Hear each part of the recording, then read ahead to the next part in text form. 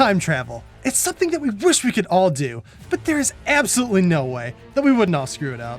Go back and tell the girl you liked her. She turns you down and now you're an alcoholic. Go back and study instead of playing video games. Great, you're now an attorney and you hate your life. Go to the doctor before you shit your pants at work because you're sick. Great, now you're dead. That last one actually did happen to me. Well, not the dead part. But what about time travel in games? We've got the repeating 3D mechanic from Majora's Mask, the 7-year time skip in Ocarina of Time, rewinding time just a few seconds in Prince of Persia, and Blink's the Time Sweeper for God's sake. All of these have time-based mechanics, but I don't want to talk about any of them because there's a mechanic even better than time travel, and that's time shift. Time shifting is where you go back in time with a flip of a switch to explore the same area in the past and the present. It's also the name of a game that doesn't even include the mechanic, but that game was forgettable. Let's talk about Ratchet and Clank. Ratchet and Clank Rift Apart was my favorite game of 2021, and the mission where the time shift mechanic comes into play was the whole reason why I wanted to make this video in the first place. In this section, you have these crystals, and when you smack them, it takes you from a destroyed dimension to an alive and thriving dimension. Wait a minute. Do you know what this means? I'm God! Alive, dead, alive, dead, alive, dead. This whole planet is just one giant puzzle box of having to flip between the two dimensions to find what you were looking for. It's such an amazing level, but it also reminded me of a game that came out in 2016 that also used this time shift mechanic. During E3 that year, Dishonored 2 showed this amazing switching mechanic that you had to do in order to finish the level, and Titanfall 2 saw it and just went, fucking yoink, we're gonna do this better.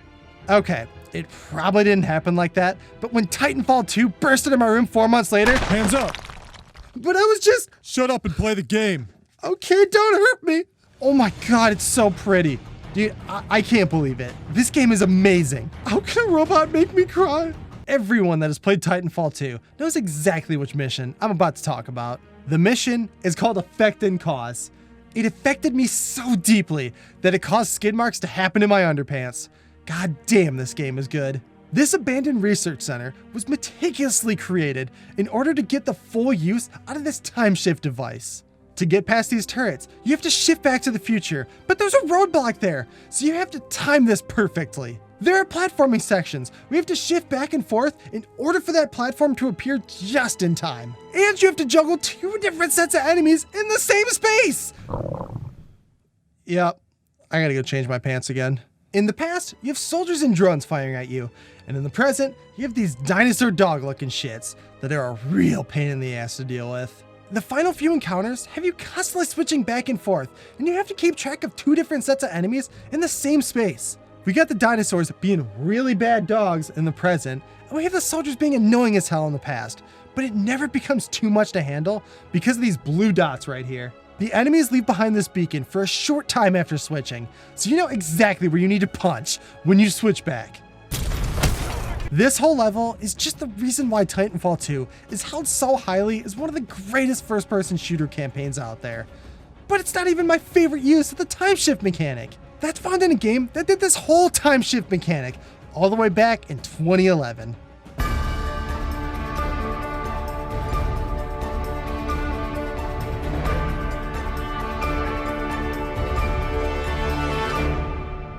I fooled you all. This was just one giant excuse for me to gush about Skyward Sword. This is my second favorite Zelda game, behind Wind Waker. And no, Breath of the Wild doesn't even break my top 5, because I want to break my goddamn Switch every time my weapon breaks after I break it over the head of an enemy, and it just makes me feel like I'm... During the middle section of Skyward Sword, also known as the best section, because you aren't swimming around trying to collect these little assholes, Link enters the Lanayru Desert. You find the claw shot here, as well as a sand sea, but there is a secret hidden in that sand. See, once you find this little skipper, you activate a time shift orb, and the boat that was now just laying on the sand is now floating in the water. This stone creates a ring around the boat that sends you back in time to before the sea had dried up. You can now sail around this area because of that time shift orb, and this really is my favorite section in any Zelda game. Being able to watch this sand turn into water and just bring life back to this dead area is the coolest mechanic. But of course, they use it in even more creative ways. You have to shoot one of those stones in order to send this room back into the past to unlock the door, but that also brings those dead enemies back to life. You have to follow a stone across the room in order to unlock the boss door. And of course, you can still play God. You're dead. But you aren't even ready for the best way that they use these time shift stones, and that's the sand ship. The whole gimmick of this ship is that there's one time shift stone, and it's all the way at the top of the ship's sail.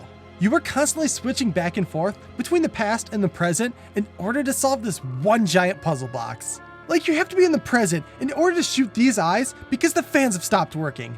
You can now access this door, but this lock isn't working because it's deactivated. So you have to go all the way back out, shoot the time shift stone, and now you can activate the lock. But now there are enemies everywhere because of that change. God, I love this game. In the Wii version, this sand ship was plagued with Fi, popping up all over the place and constantly telling you the solution to the puzzles. And that is toned down with the Switch version, but she still pops up and tells you plenty of useless information that you should already know. Come on, I just had to. I don't want to give away all the secrets to this dungeon, so please do yourself a favor and play up until this point in Skyward Sword. You will not regret it. Or maybe you will, because you have to fight this literal piece of shit 3 times. Whose smart idea was that? The reason this time shift mechanic works so well in these games is because it's only found in a single level or location. If a game was created around this entire mechanic, then it probably would run out of ways to innovate on it. With it being contained within a single level, you can just throw everything at the wall. And hopefully most of it'll stick. That's what It Takes Two did, and it won the Chic Hydro Game of the Year award. Can I? Ow. The whole point of this video is that I just want to see the time shift mechanic show up in more games, and that Skyward Sword is one of the greatest Zelda games, and if you disagree with me, you're wrong.